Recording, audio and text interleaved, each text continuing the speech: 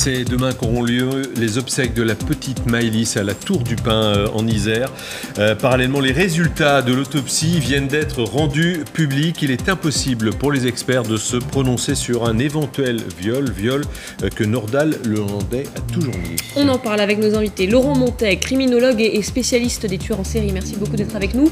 Et Alexandra Guillet du service police-justice d'LCI. Justement, Alexandra, je voulais faire un dernier petit point sur les éléments dont on dispose à l'heure actuelle. Aucun élément, en tout cas aucune preuve de viol sur le corps de Maëlys.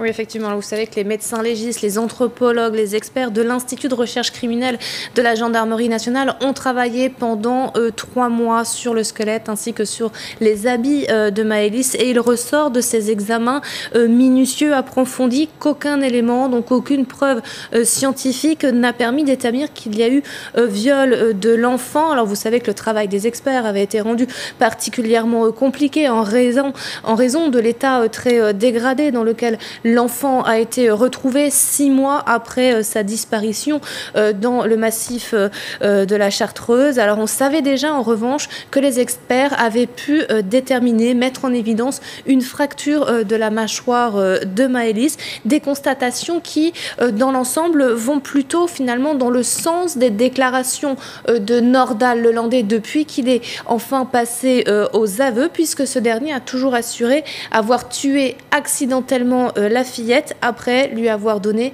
une violente gifle dans sa voiture.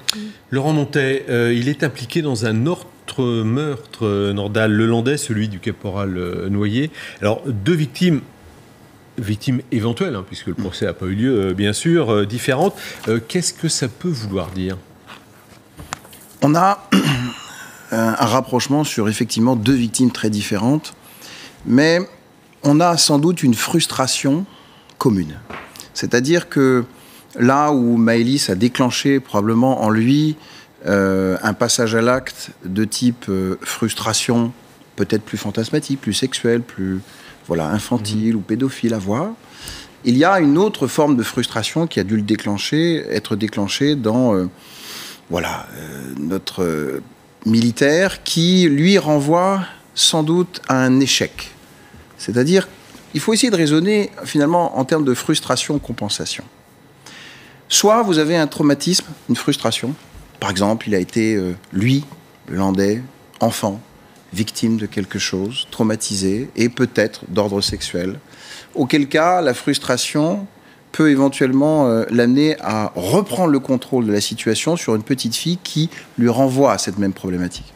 Mais on peut aussi raisonner à la même frustration, mais cette fois-ci plutôt dans la compensation, le pouvoir, la recherche du pouvoir, en disant voilà, cet homme, ce caporal, il a réussi, lui. C'était un militaire. Moi, j'ai échoué parce que, avec les tests psychologiques, avec tout ce qui concerne effectivement ma vie à l'armée, j'ai été finalement mis au banc de la société professionnellement. Et lui me renvoie finalement par sa réussite à ce que j'aurais pu être, mais que je n'ai pas pu. Et je tue l'image qui me renvoie de moi-même. Justement, ils sont en train d'étudier la personnalité de Nordal Lelandais puisque l'enquête se poursuit. Et il est mis en examen dans ces 2 affaires-là, mais il y a d'autres dossiers qui sont en train d'être réexaminés. On sait qu'il y a même une cellule, la cellule Ariane, qui a été mise en place pour coordonner tous ces différents dossiers. Oui, effectivement. Alors, on estime à une vingtaine le nombre de dossiers de disparition qui sont réexaminés ou réouverts avec cette idée que Nordal Lelandais pourrait éventuellement être impliqué. Alors, certaines de ces enquêtes ont rapidement été écartées. On pourrait citer l'affaire Estelle Mouzin ou encore la disparition du jeune Lucas. Adrien Mouralmier, également ce cuisinier belge qui s'est volatilisé en Haute-Savoie au printemps 2016 ou encore 2017 ou encore la tuerie de Chevaline. Ça, ce sont des pistes qui ont été écartées concernant une éventuelle implication de Nordal Lelandais. En revanche, d'autres sont examinées. Toujours, on a beaucoup parlé notamment de 2 disparitions au Fort Talmier, en Savoie, près de Chambéry. Ahmed Amadou, 45 ans, disparu en 2012 lors d'un festival d'électro, et Jean-Christophe Morin, 24 ans, disparu au même endroit 1 an plus tôt. Il y a aussi des interrogations autour de la disparition d'Éric Fauré, 47 ans, disparu lui dans la Drôme, à la frontière avec l'Isère. Beaucoup de dossiers différents. Beaucoup de dossiers différents. Et effectivement, vous le disiez, une cellule Ariane mise en place par des gendarmes au siège de la gendarmerie à Issy-les-Moulineaux. 8 enquêteurs qui ont pour mission de reconstituer tout le parcours de Nordal Lelandais, année après année, déplacement après déplacement, via la téléphonie, via son agenda, via tous les moyens en leur possession. Travail de fourmi. Travail de fourmi pour recouper son emploi du temps avec ses affaires et toutes les affaires de disparition de manière plus générale ensuite. Alors, beaucoup de dossiers, donc, on vient de le rappeler avec Alexandra. Est-ce qu'il y a une estimation du nombre d'individus pouvant aller jusqu'à pratiquer ce genre d'actes qui circulent? Est-ce que ça a été chiffré? Non, à ma connaissance, on ne sait pas combien il peut y avoir d'individus. À ma connaissance, il n'y a pas de statistiques y en a, officielles. Fatalement, malheureusement, on sait que ça existe. Oui, on sait, il y en a. Sans aucun doute. Mais on n'a aucune estimation. Voilà, aucune statistique officielle et les estimations sont d'ordre privé. Alors, disons qu'on peut sans doute parler entre 10 et 30. En France. Ça donne une ordre de grandeur. Que vous inspire sa personnalité? Il a l'air d'avoir réponse à tout, il a un sang-froid assez développé, il ne parle que lorsqu'il est acculé. Et alors, ce qui est impressionnant, c'est que certains de ses proches vont dire écoutez, il était très attentionné, très doux, etc. Et les autres vont dire c'était un manipulateur, un menteur. Qu'est-ce que vous tirez de cette personnalité-là? C'est justement les deux pôles dont je vous parlais, frustration, compensation. Quand vous êtes frustré, intérieurement, vous gardez en vous-même donc ce qui vous fait honte, vous humilie, vous pose un vrai problème intérieur. Et vous développez, pour ne pas montrer cela, par compensation, une image, une apparence sociale qui est positive et qui doit le rester par compensation pour qu'on ne voit pas la grande frustration qu'il y a derrière. Donc ces deux pôles-là sont vraiment extrêmement importants. Et de ce fait, il est absolument normal qu'il veuille montrer sa force en tant que militaire, montrer sa grande compétence en tant que cynophile, montrer sa grande aisance sociale avec les enfants ou ses proches, sa mère, son père et bien d'autres encore, tel un vrai manipulateur social. Mais de l'autre, très clairement, il y a des pulsions. On le connaît plus ou moins bisexuel, on le connaît plus ou moins agressif, hostile avec ses ex-compagnes, on le connaît incendiaire avec ses propres domiciles et condamné pour cela. On connaît toute une série finalement d'éléments qui sont propres aux psychopathes. Alors, double actualité, on le disait, il y a cette autopsie dont on vient de parler, et puis c'est demain qu'auront lieu les obsèques de Maëlys, donc intense émotion attendue dans l'Isère. Mathilde Guénégan suivra la cérémonie pour LCI. Elle a rencontré l'évêque de Grenoble qui présidera la cérémonie. Je propose d'écouter l'évêque.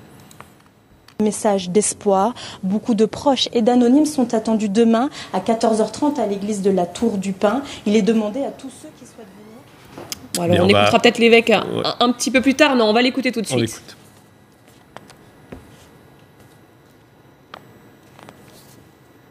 Alors est-ce qu'on l'a? On l'a pas. On va suivre peut-être Mathilde quand même qui nous parle de cette cérémonie demain à la Tour du Pin en Isère, cérémonie qu'elle suivra pour LCI. Message d'espoir. Beaucoup de proches et d'anonymes sont attendus demain à 14h30 à l'église de la Tour du Pin. Il est demandé à tous ceux qui souhaitent venir d'apporter une fleur blanche, symbole de l'innocence de Maëlys. Tous ceux qui ne pourront pas rentrer à l'intérieur de l'église pourront quand même suivre la cérémonie sur un grand écran en direct qui est installé sur le parvis de l'église. Et après cette cérémonie, la famille se rendra au cimetière pour inhumer leur fille dans la plus stricte intimité. Voilà, la famille à qui on a finalement rendu le corps, évidemment, pour ces obsèques de Maëlys. C'est important, on imagine, dans le processus de deuil pour la famille.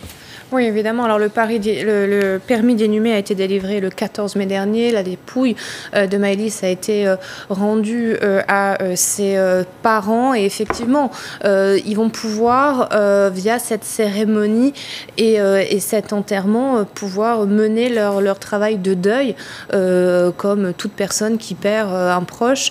Donc, évidemment, c'est très important.